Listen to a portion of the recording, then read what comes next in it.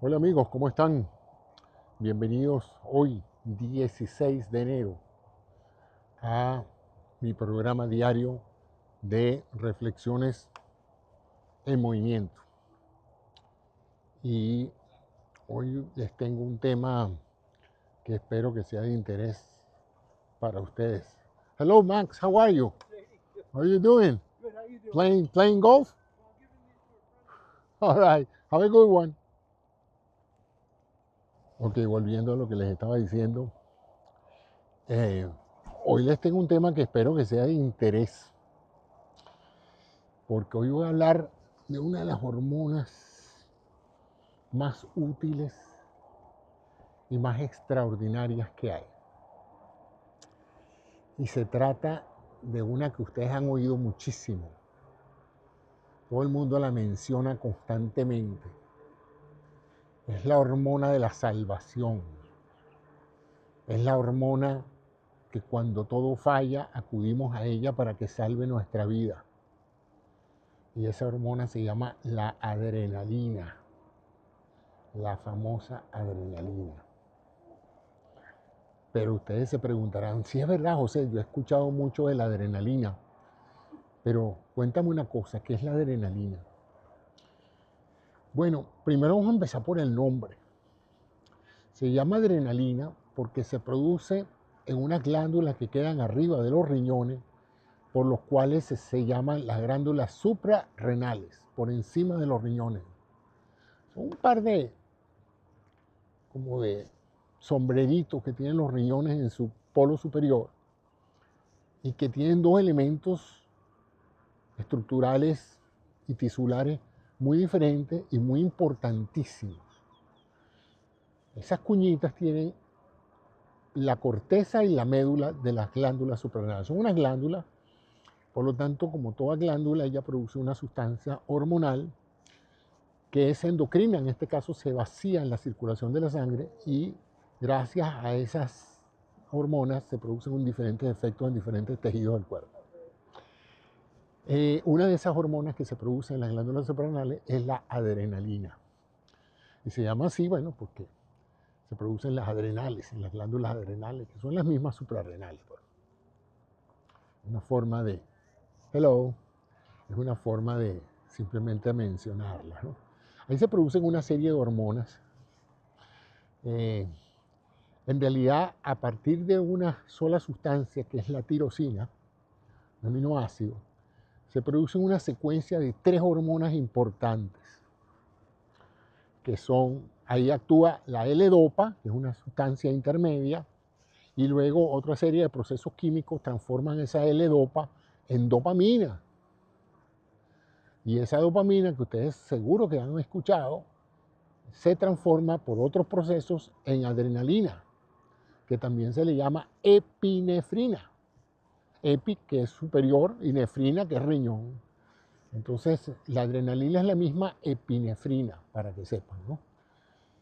Y luego, esa se transforma también en otra hormona o en otra molécula que se llama la norepinefrina o la noradrenalina. Entonces, teníamos 3 hormonas que van a tener mucho parecido, pero diferentes modos de acción y diferentes receptores. Y ya vamos a entrar en lo que es un receptor. A estas 3 hormonas en generales, la dopamina, que ustedes saben, y algún día vamos a hacer un programa exclusivo sobre la dopamina, porque tiene una importancia enorme, es la hormona del placer, es la hormona de la satisfacción, es la hormona de la euforia, del éxito, de lo que lo hace sentir bien. Esa hormona es un neurotransmisor y se llama dopamina. Y luego un producto secundario de esa hormona sería la adrenalina. La adrenalina es responsable de prepararlo usted para lo que sea. Es la hormona a la cual se acude cuando hay peligro, cuando el cerebro percibe a través de sus sentidos o de su intuición, a veces no es de los sentidos, no tiene que estar pasando nada para que usted libere adrenalina. Basta que su cerebro interprete señales del entorno, olores, movimientos, sonidos, percepciones táctiles en la piel, para que usted se asuste. Y en ese momento en que usted se asusta, por ponerle un tipo de reacción, su cerebro inmediatamente le manda una señal eléctrica a las glándulas suprarrenales y le dice: afloja la válvula de la adrenalina, que yo siento que hay peligro y hay que preparar al cuerpo para que se ocupe de la preservación de la vida. Entonces inmediatamente esta hormona, una vez que se vacía en la circulación de la sangre, se exprime la glándula suprarrenal. Podríamos literalmente decir que por la sangre de nosotros corren chorros de adrenalina. Esa adrenalina moviliza todos los recursos bioenergéticos, musculares, etc.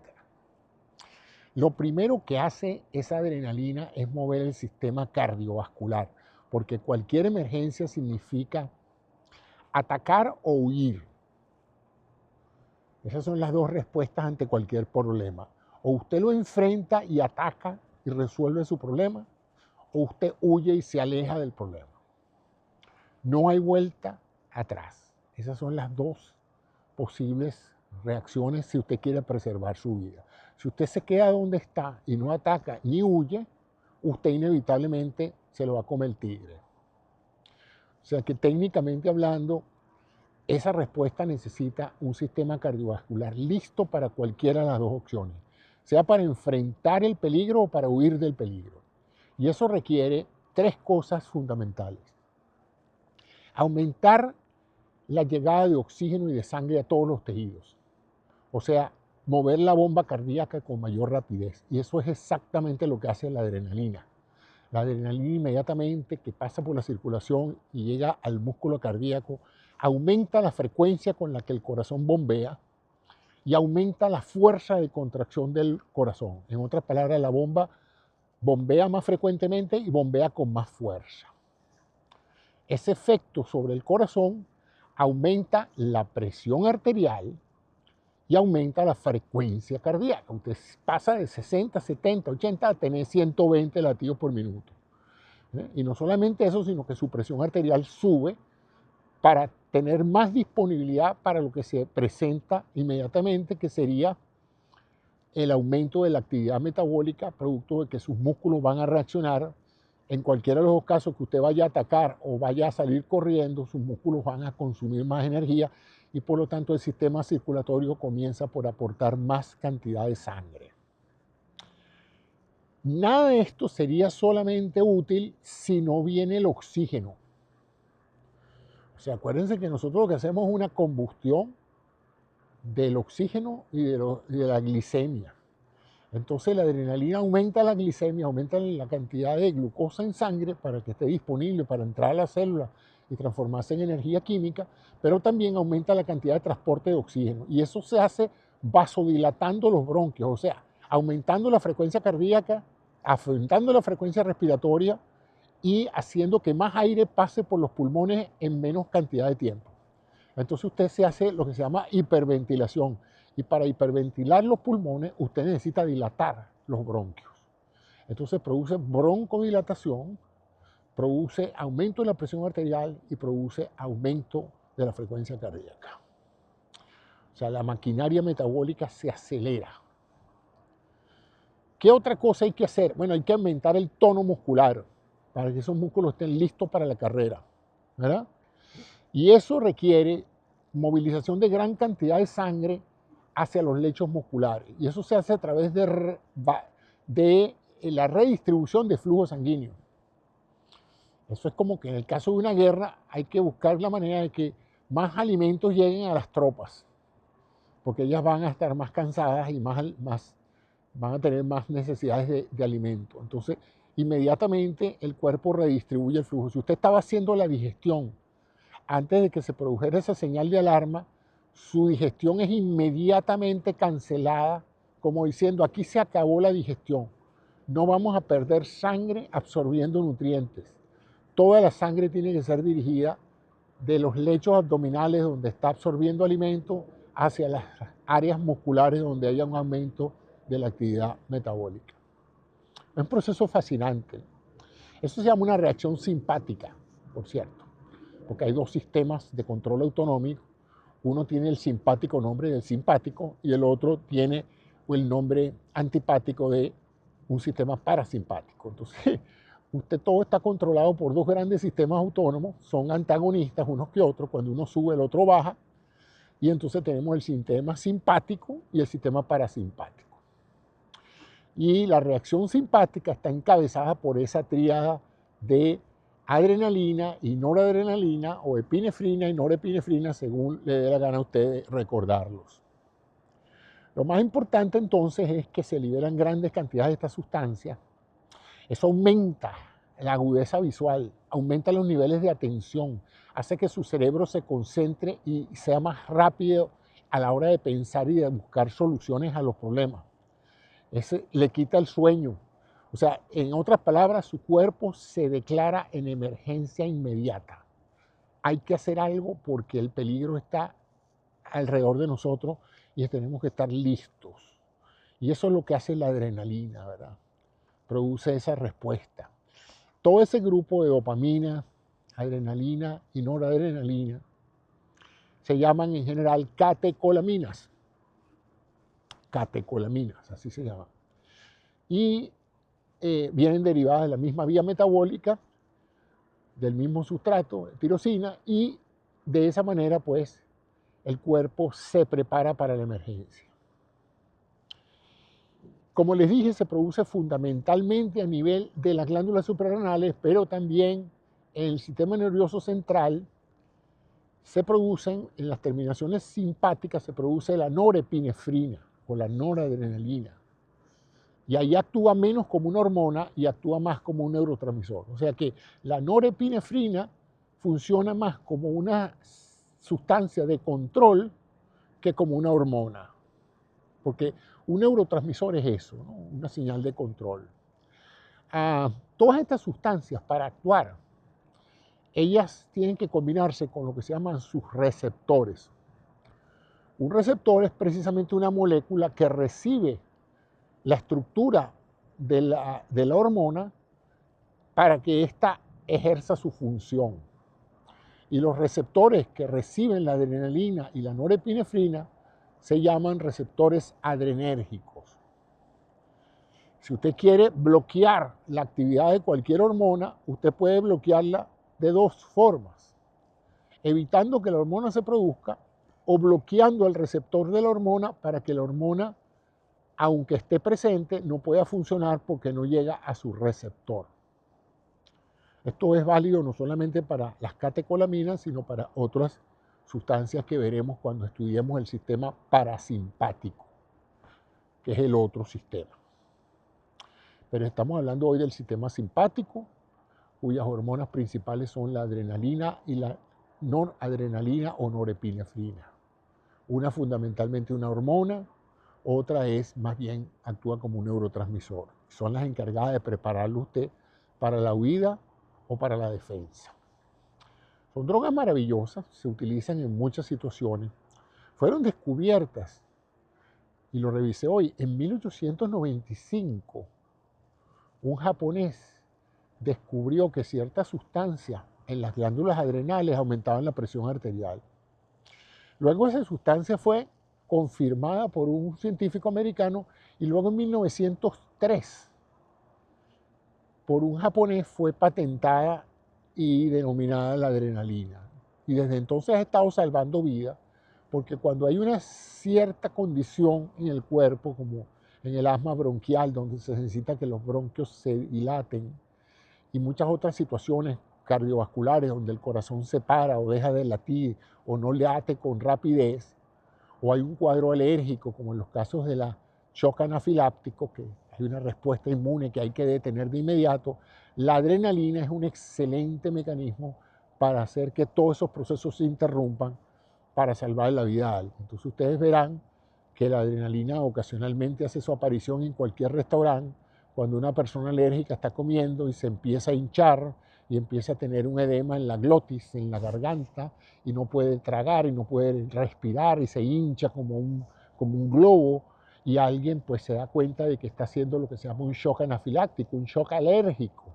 Y en esos momentos, un familiar de la persona que sabe que estas personas tienen esa factibilidad de tener esas reacciones anafilácticas, saca de la cartera una inyectadora y se la clava en el muslo y se la administra y la persona vuelve a la vida en cuestión de segundos. ¿Eh?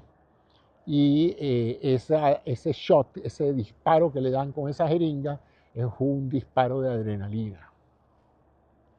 Entonces, eso es un recurso, se utiliza en el pabellón, se utiliza en muchas situaciones donde hay la posibilidad de que el corazón se esté por parar por falta de presión arterial. Es la droga de elección para aumentar la presión arterial en los casos de shock. Y bueno, ya les expliqué todo eso, ¿no? Como les dije, se produce en las glándulas suprarrenales, pero también se puede producir en tumores. Hay un tumor que es muy feo, que se produce en las glándulas suprarrenales. No es un tumor maligno, pero lo maligno que tiene es que ese tumor produce adrenalina en cantidades importantes. Y es tan feo que lo llaman feocromocitoma. Entonces, ese es el caso del feocromocitoma, que es un tumor de las glándulas suprarrenales, que se caracteriza porque entonces las personas se presentan con cuadros de hipertensión arterial, y entonces uno dirá, ¿será una hipertensión arterial esencial, de esa que no se sabe qué son, o será una que tiene causa definida? Y entonces cuando le hacen la determinación de las catecolaminas en sangre y hacen otros estudios, se dan cuenta de que esa adrenalina alta es más producto del tumor que de otra causa. Se resuelve el tumor y se resuelve el problema. Y bueno, también hay otros tumores que pueden producir en un momento dado a nivel del sistema central aumento en la producción local de la noradrenalina o la norepinefrina. ¿Qué otra cosa les puedo decir? Bueno, hay dos receptores de catecolaminas, los alfa y los beta, y dentro de los mismos beta hay varios tipos de beta y varios tipos de alfa. Y entonces hay lo que se llaman beta bloqueantes, que son sustancias que bloquean, ¿verdad?, la actividad de las catecolaminas en los receptores beta. Y esos son los que se usan, por cierto, en algún tipo de terapia de la hipertensión arterial. Se utilizan beta bloqueantes precisamente para bajar la presión arterial, tratando de mitigar un poco el efecto de la adrenalina y de la norepinefrina.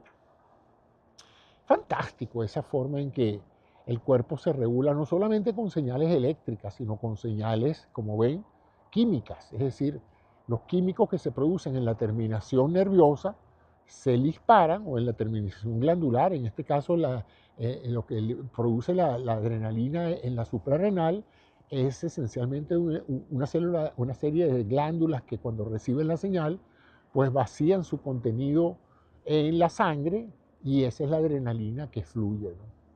La adrenalina tiene unos efectos interesantísimos en la fuerza muscular, por eso que ustedes ven que las personas que están bajo la influencia de adrenalina, porque están muy furiosas o muy atemorizadas, son capaces de desarrollar fuerzas increíbles. Y la razón es fundamentalmente por eso, por todos los cambios que la adrenalina hace a nivel del sistema cardiovascular, respiratorio, hormonal, el tono muscular, lo cual es, yo diría que la hormona de Superman o de Superwoman, de Superperson, ¿no? Esa es la hormona que se acredita a la gente valiente. Dice, oye, pero qué adrenalina tiene eso. Sí, hay una anécdota que yo recuerdo mucho en el hospital donde yo hice mi fundación como médico, mis primeros inicios en Venezuela. A veces llegaban delincuentes, ¿no?, que en Venezuela los llamamos malandros, y los delincuentes llegaban a la emergencia sumamente avaliados, maltratados, porque se habían tirado por un barranco, yo qué sé, todo el producto de la violencia en la calle, ¿no? Pero nos llamaba mucho la atención a nosotros, los bachilleres, que en esa época estábamos practicando la medicina, estábamos aprendiendo a practicar la medicina, como cualquier persona con 2 o 3 tiros en el cuerpo ya estaba moribundo, y estos malandros llegaban con 4 y 5 tiros y parecían no verse muy afectados. Y una vez le preguntamos nosotros al cirujano que nos daba la instrucción y le decíamos, doctor, ¿pero qué tienen estos malandros que no tiene la gente normal, que llegan aquí medio muertos y no se terminan de morir, no les pasa? Y bueno, y al día siguiente están como si nada. Y él me dijo, eso es que por sus venas corre la malandrina. La malandrina. ¿Y qué es eso? Y él dijo, la adrenalina de los malandros. Y la hipótesis de él, y él debe, si me está escuchando en esta grabación, él debe acordarse de ese incidente. La hipótesis de él, que no tiene nada de extraño, es que como los malandros viven en una alerta permanente, porque el modo de vida de ellos es estrés hasta el último momento, ellos todos los días se levantan y ya están estresados, ya están cometiendo delitos, ya piensan que los están persiguiendo, que los están traicionando. O sea que esos individuos son individuos que producen una enorme cantidad de adrenalina porque están todo el tiempo en condición de estrés. Y esas glándulas, todas las glándulas, se vuelven cada vez más eficientes mientras más trabajen. Entonces, en ese caso, él postulaba, y yo creo también, me sumo a eso, que las glándulas suprarrenales de los malandros están hipertrofiadas, pues. Entonces, cuando nosotros pasamos un susto y tenemos que salir corriendo, qué sé yo, producimos 4 cc de adrenalina, ellos producen 16 cc de la adrenalina, porque las glándulas de ellos son inmensas, han sido hipertrofiadas por el proceso de estimulación constante. No sé si alguien en la literatura científica habrá medido las glándulas suprarrenales de los malandros. Pero eso es un buen tema de investigación. Sí es verdad que la gente que está bajo un peligro de muerte constante, los soldados, por ejemplo, un soldado en campo de batalla, su vida depende de la adrenalina. Además de la adrenalina, en esos momentos de estrés y de dolor máximo se liberan las famosas endorfinas. Esas sustancias también que mitigan el dolor, actúan como la morfina producida internamente, por eso se llama endorfina, una sustancia parecida a la morfina pero de producción endógena. Y entonces esas endorfinas mitigan el dolor. Entonces esos soldados que hacen esos hechos de valentía tremenda donde se enfrentan a 20 enemigos y les caen a tiros y se caen a puñaladas y les meten 3 tiros a ellos y pareciera que no les pasa nada, la explicación fisiológica de eso es, primero, que no se ven afectados tanto por el dolor inmediato porque las endorfinas las tienen altísimas y eso los ayuda a no paralizarse ante el dolor. Segundo, como han vivido esa condición de estrés permanente, sus glándulas suprarrenales los mantienen con niveles altos de adrenalina constantemente y todo su cuerpo muscular, su cuerpo nervioso están condicionados a ese estrés y por lo tanto aguantan muchísimo más eso que una persona que nunca ha estado en combate, ¿no? Ese es el postulado de eso, ¿no? Pero todos tenemos ese sistema allí. Algunos nunca lo han probado porque nunca han estado en una necesidad de defenderse a muerte contra un enemigo y de tener que tomar esa decisión de enfrentarlo o huir. Pero lo tienen todos los animales, los predadores y los predados, ¿no? El venado y el tigre, los dos lo tienen, ¿no? Porque su vida depende de ese mecanismo neurológico químico de liberar esas sustancias que es la que se encarga de organizar todo para poder enfrentar la emergencia, ¿no? O sea que el que no tenga unas buenas suprarrenales, pues no se puede defender. Es interesante porque en la cultura machista la idea es que alguien que es muy valiente tiene muchos cojones, tiene muchos testículos. Y después cuando estudia medicina sabe que los testículos no son tan relevantes a la hora de un combate como son las suprarrenales. Así que es preferible tener unas buenas suprarrenales que tener unos buenos testículos a la hora de una pelea, ¿no? Pero bueno, eso es lo que quería comentarles hoy. mi total y enorme apreciación por todos los que me enseñaron eso, esos fantásticos mecanismos de fisiología humana y esas sustancias tan extraordinarias que después que uno las piensa dice, oye, pero qué sistema tan interesante, ¿no? Viene la emergencia, se vacía esa glándula, salen esas sustancias y ponen a todo el mundo a marchar rapidito para preservar la vida. A mí eso me parece increíble. Me parece increíble. Y gracias a que funciona estamos aquí. Lo interesante de eso es qué pasa cuando la emergencia no es... bueno, de más está decirles que después de una emergencia donde usted se baña de adrenalina, hay un periodo una vez que baja el efecto y que ya pasa el peligro, uno se siente muy cansado. Pasa unas horas tenso porque el tono muscular no se relaja con tanta rapidez. Uno pasa probablemente unas cuantas horas hasta que se pasa el efecto de la adrenalina, pero después que se pasa el efecto de la adrenalina, uno entra en una relajación razonable porque tienes que restituir todos los nutrientes y todo, tienes que volver a nivel normal, lo que llamamos nosotros nivel basal. No puedes pasar 3 días, 4 días con la presión alta y la frecuencia cardíaca alta porque tu corazón va a flejar, ¿no? Entonces te relajas. Ahora, ¿qué pasa cuando el estrés, cuando el peligro de muerte no es súbito, intenso y pasa, sino que tú estás bajo lo que se llama una condición de estrés bajo, o un low stress condition, una condición de estrés bajo? ¿Qué es una condición de estrés bajo? Bueno, fíjense, si yo les digo a ustedes que viene un huracán, ustedes se empiezan a preocupar. Si ya ustedes ven por la ventana que los vientos son muy fuertes y el agua está subiendo, ustedes inmediatamente empiezan a liberar adrenalina. Se les quita el apetito, se vuelven alerta, sube la presión arterial, todos los cambios que les he dicho hasta ahora. Ahora, todo eso pasa en el momento en que el huracán pasa. El huracán pasó, no pasó mayor cosa, ya ustedes se pueden relajar, revisar la casa, no pasó mayor cosa, su presión arterial vuelve a lo normal, su frecuencia respiratoria igual, se sienten cansados por el tono muscular elevado, pero también eso va pasando poco a poco, de manera tal de que ustedes vuelven a su condición basal, base, pues, la base normal de vida. Eso se consideraría un estrés transitorio, intenso, pero es transitorio. Ahora, ¿qué pasa si ustedes están sometidos a un estrés de baja intensidad constante?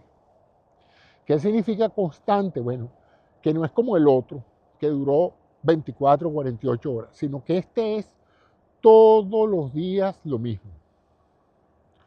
No lo suficientemente intenso como para que ustedes estén hipertensos o tengan arritmias, pero sí lo suficiente para que ustedes estén en un grado moderado de alerta. Entonces, en esos casos, van a ocurrir una serie de cambios que es lo que llamamos el estrés. La emergencia también es una forma de estrés, pero es un estrés pasajero. En este caso es un estrés constante, que no pareciera ser tan relevante, pero con el tiempo, como es constante, va acumulándose y va produciendo una serie de cambios bioquímicos y neurológicos que lo van a mantener a usted bastante cansado permanentemente. No solamente eso, sino que va a empezar a aumentar su presión arterial, pero no súbitamente como en el caso de la emergencia, sino poquito a poquito, tanto que usted no se va a ir dando cuenta, pero en un par de 4 o 5 años de estrés sostenido, usted va a tener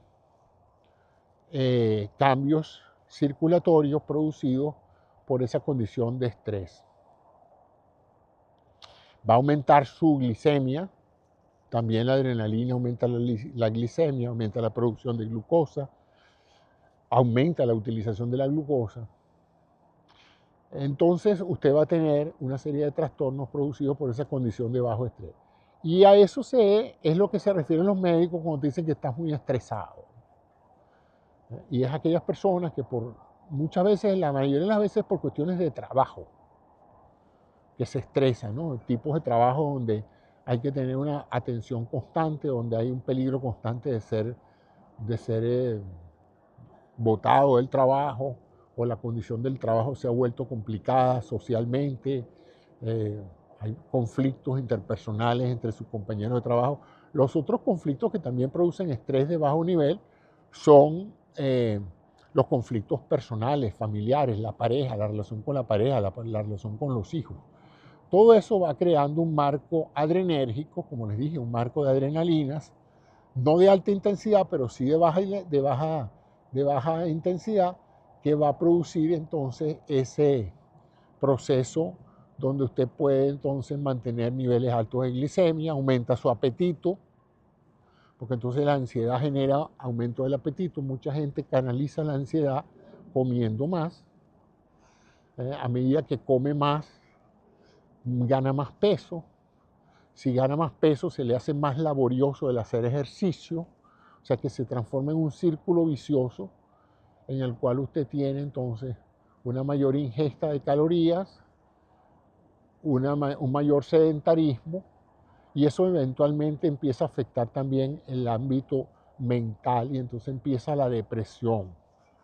No esa depresión masiva del que se quiere suicidar, no, sino una depresión leve, casi que uno la manifiesta ni se entera, porque uno no anda todo el tiempo triste, pero sí hay una sensación de fracaso, porque uno ve que las cosas van marchando mal, pero uno pareciera no ser capaz de salir del proceso en que está metido. Entonces cada vez estás más gordo, como estás más gordo no haces ejercicio, como no haces ejercicio te sientes mal contigo mismo, porque pareciera que no puedes lograr los proyectos que te formulas, y entonces comes más también, porque eso genera ansiedad. Y ese es el círculo vicioso de la obesidad, del síndrome metabólico que llamamos, un síndrome donde hay una serie de cambios que eventualmente se traducen en diabetes, diabetes tipo 2, hipertensión arterial, procesos cardiovasculares, etc. Hay que revertir ese círculo vicioso, porque de lo contrario, pues usted se va a enfermar cada vez más, y para el momento en que vaya al médico es porque o ha tenido un infarto, o tiene un conato de infarto, o tiene un accidente cerebrovascular, o tiene algún problema de la retina, etcétera, etcétera. Todas las complicaciones que tienen que ver con una presión arterial alta y sostenida en el tiempo.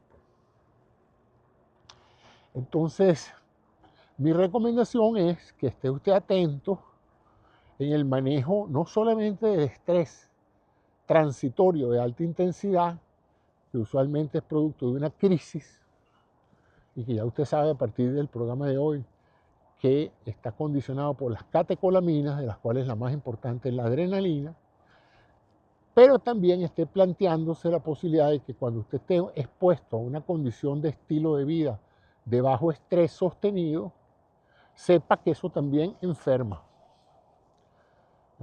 Y que para el momento en que se manifieste las consecuencias, ya va a ser muy tarde, ¿no?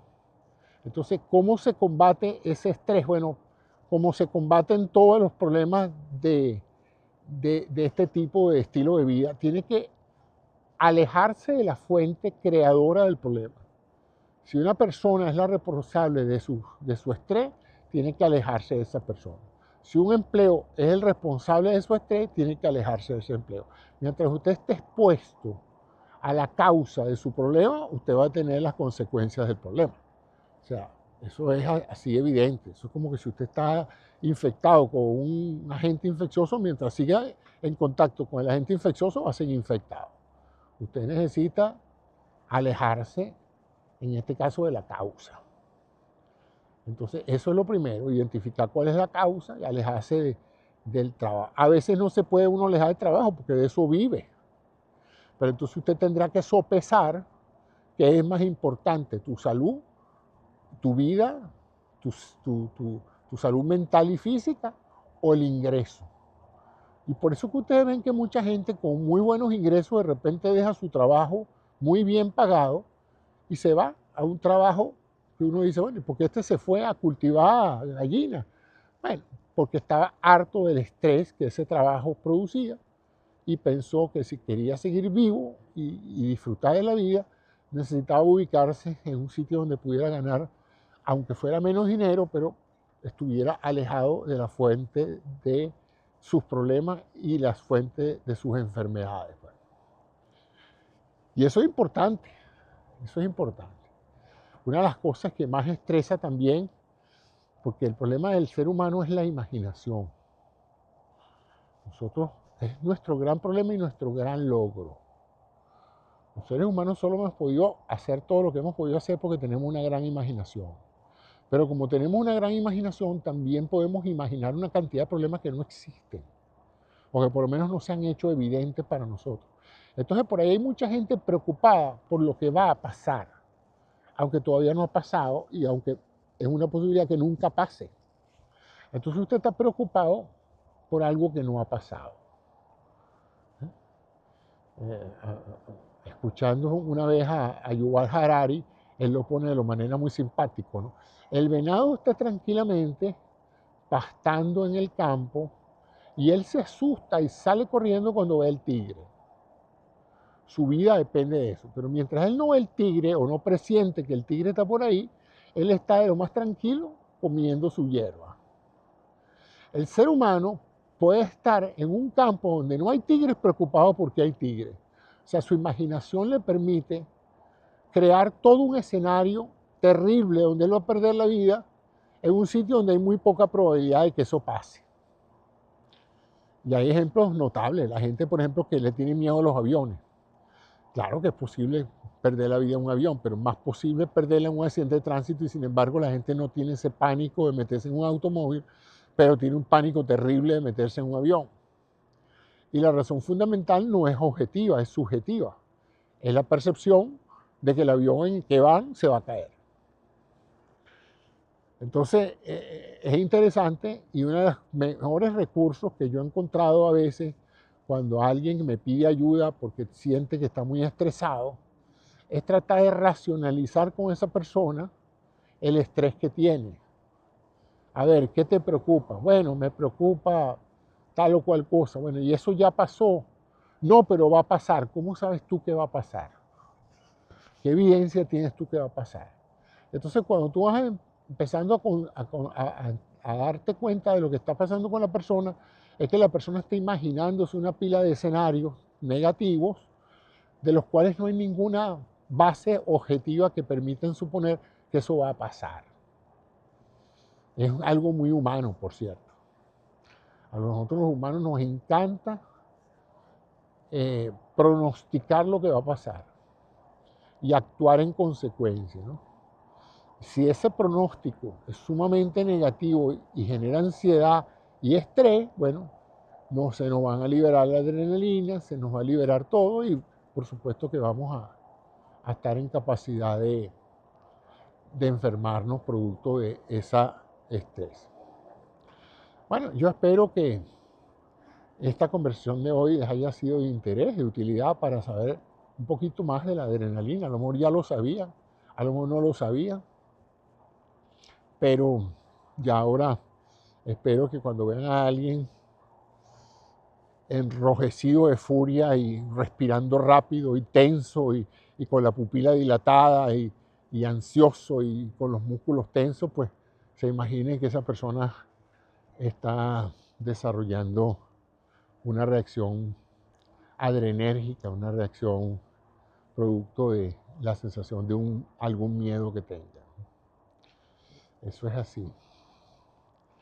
A veces por cierto, muchas de esas reacciones no están bajo el control voluntario de uno, porque ellas acontecen a nivel del sistema límbico. Hay dos sistemas, bueno, hay muchos sistemas, pero hay dos sistemas, hay uno racional y hay uno instintivo. El racional piensa, evalúa y en base a la conclusión toma la decisión de entrar en alerta. El instintivo no, el instintivo es mucho más rápido y a veces entra en alerta sin necesidad de que el racional tome una decisión. Si ustedes han visto cualquier discusión entre dos personas, habrán visto que a veces los ánimos se caldean y la gente se pone agresiva, respiran, hablan más fuerte, se les entrecorta la respiración y el hablar. Y este tipo está teniendo una reacción de ira, ¿no? Ahora, esa no es una reacción producto de una racionalidad, sino es una sensación producto de que la persona se siente amenazada por algo que el otro dijo. A veces si la persona pensara mejor lo que está escuchando, no se pusiera así, sino simplemente dijera, la verdad es que este señor y yo tenemos la misma opinión. A veces hay dos personas peleando, literalmente peleando, cuando los dos están diciendo más o menos lo mismo, pero en diferentes formas. Y es a la forma lo que ha sido percibido como una diferencia de opinión. Pero ustedes pueden ver la reacción emocional que llamamos. La gente se vuelve emocional y ahí, como dicen, hay que calmar los ánimos. Vamos a calmarnos, ¿no? Porque si uno no se calma, pues racionalmente calmándose, uno puede mitigar esa respuesta emocional. Se presentan todo tipo de conflictos, porque es un reflejo que tenemos ahí condicionado por uno de las áreas del cerebro que se llama la amígdala. La amígdala es aparentemente el centro, digo aparentemente, porque eso lo saben los neurocientíficos, pero es complejo todavía decir exactamente dónde se producen esos impulsos. Pero sí, aparentemente la amígdala tiene una importancia enorme a la hora de disparar centros nerviosos que conducen a esos estados de estrés y de hiperemotividad, de rabia, de furia o de terror, de pánico, ¿no? Y eso inmediatamente desata entonces la tormenta adrenérgica, que la llaman. La tormenta adrenérgica es esa liberación súbita de grandes cantidades de adrenalina y de norepinefrina para atacar esa situación que se esté presentando. Bueno, ya estoy llegando al final de mi programa de hoy. Ya nos estamos acercando a la toma de posesión del presidente de los Estados Unidos. Situación de estrés para muchos. Así es que debe haber mucha gente ahorita con mucha adrenalina circulante por temor a lo que pueda pasarles. Pero bueno, aquí estamos nosotros, esperando los acontecimientos, tratando de ver la vida con optimismo, tratando de comer bien, sano, tomar bastante líquido, agua preferiblemente, y hacer algo de ejercicio, que es lo que yo hago todos los días. Todos los días salgo a ejercitar mis piernas y mi lengua. Todos los días salgo a darle 1 hora de ejercicio a la lengua. Pero bueno, entonces en los próximos episodios hablaré sobre el otro sistema. Hoy hablé un poco sobre el sistema simpático, adrenérgico, y la próxima vez voy a hablar sobre el sistema parasimpático, que tiene otras grandes responsabilidades también en el control de las funciones del cuerpo humano.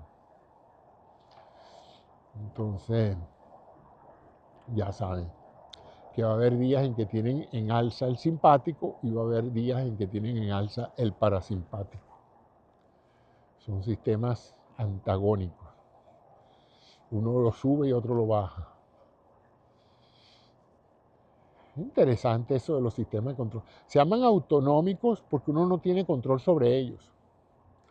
Uno no puede controlar una respuesta adrenérgica. Ella ocurre porque ocurre a la hora de que el cerebro percibe el peligro. Hay gente que por tener mucho tiempo expuesto al peligro son capaces de controlarla mejor que otros, ¿no? Pero todos la tienen porque es algo innato, es un mecanismo innato de defensa, una suerte de reflejo endocrino. En el reflejo endocrino, una vez que se produce el estímulo, se produce la respuesta de la liberación de las hormonas, ¿no? No hay mucho que uno pueda hacer para evitar que ellas se liberen. Pero si usted alguna vez ha asustado a alguien, le ha pegado un susto a alguien, ha visto que la persona se siente así como completamente perpleja y sube su presión arterial y su frecuencia cardíaca, lo que produjo ese susto fue una liberación de adrenalina. Así es. Y es excitante. Por eso todos esos deportes en los cuales las personas se exponen al peligro son grandes liberadores de adrenalina. Esos motorizados que hacen acrobacias, esos muchachos que hacen bicicleta, tirarse en parapente, tirarse en paracaídas, cualquier tipo de actividad que ponga en riesgo su vida va a bañar su sistema circulatorio de adrenalina. Y la sensación va a ser de euforia. Es contagiosa esa adrenalina. Hay gente que se vuelve adicta a la adrenalina. Cuando hacen esos deportes los hacen en parte para vivir lo que es verse empapados de adrenalina. Entonces, la adrenalina es adictiva. Cuando usted va en un automóvil, le mete ese acelerador y se pone en 200 kilómetros por hora, su adrenalina se está liberando. Porque usted sabe el riesgo de que cualquier cosita usted se puede morir. De que el golpe va a ser terrible, ¿no? Entonces, eso hace que su cuerpo se prepare para esa eventualidad. Entonces, todos hemos pasado por eso. Es muy difícil controlarlo, pero hay personas que llaman valientes, que son capaces de... Yo no creo que ellos lo controlan, lo que pasa es que ellos saben actuar racionalmente aún empapados de adrenalina. Yo creo que esa gente que logra hacer maravillas bajo los efectos del pánico o del miedo, son personas que controlan sus miedos y dentro del estado de alerta en que están, son capaces de pensar racionalmente, ¿no? Por lo menos eso es lo que uno cree. Yo no sé, yo nunca me he visto en una situación de esa. No sé si afortunadamente o desafortunadamente. Por eso yo digo que uno no sabe nunca si uno es valiente o no hasta que se le presenta la circunstancia. Porque usted puede haber entrenado y sentirse que usted está en capacidad de enfrentar cualquier cosa. Y a la hora que se presenta la situación, usted es el primero que sale corriendo. Y lo contrario, gente que manifiesta su interés y su necesidad de salir corriendo. Dice, si aquí pasara esto, yo sería el primero en salir corriendo. ¿Ven? Eso piensan ellos. Y resulta que una vez que se presenta la situación, son los primeros en enfrentarse con un coraje y una valentía extraordinaria. Es una de esas cosas que uno no sabe cómo va a reaccionar hasta que se le presenta la situación. Bueno, señores, ya voy de regreso a casa. Como siempre, es un placer para mí hacer estos programas. Me ayudan a liberar mi mente. Y bueno, yo espero que sean de algún tipo de interés y de estímulo para ustedes y ir a averiguar algunas de las cosas que yo les digo, porque a mí no dejan de resultarme fascinantes, ¿no? Todo este mundo de la biología y la vida humana, y sus aspectos psicológicos también son fascinantes, ¿no? Vamos a ver, ya estoy aquí llegando a la parte de atrás de mi casa como siempre y ya mañana será otro día. Muchas gracias por su atención y nos seguiremos encontrando aquí en YouTube. Déjenme sus comentarios, suscríbanse al canal y si consideran que hay algún valor aquí, díganselo a sus familiares, amigos. Digan, mira, este señor habla de esto y de esto otro. A ver si cada vez más personas pueden en un momento dado enterarse de algunos de los temas que yo cubro aquí. Bueno, hasta mañana. Chao.